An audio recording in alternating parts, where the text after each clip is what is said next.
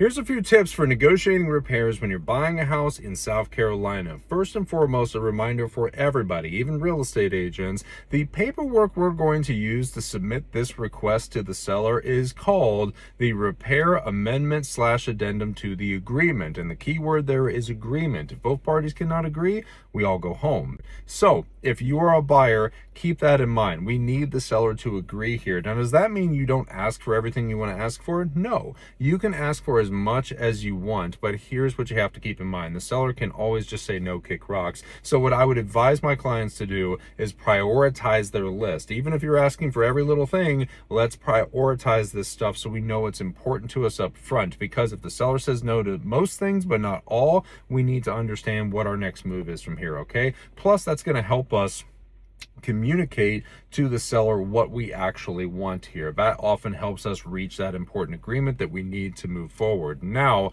when it comes to the language in that agreement, this is super important, and I see a lot of real estate agents not following the right practices here. A lot of people like to just send inspection reports and say, we want everything on this fixed. Terrible idea, because inspection reports are intentionally vague, because home inspectors are not licensed contractors. So you will see something on your inspection report like such and such item, have license such and such pro evaluate and do what's necessary. So the seller could say, yeah, sure, we had someone look at it and they said it's fine, so done deal. Sorry, you didn't say fix it. These things are important, all right? And especially when it comes to something like you want a replacement of something versus a repair, you've got to specify that. If you want the repair done with a certain material or a certain way, you've got to specify that, all right? It's so important that we specify in as much detail as we reasonably can. You're not a contractor, it's okay, but we want to put that information into this agreement, because once it is signed by both parties, we've modified our contract.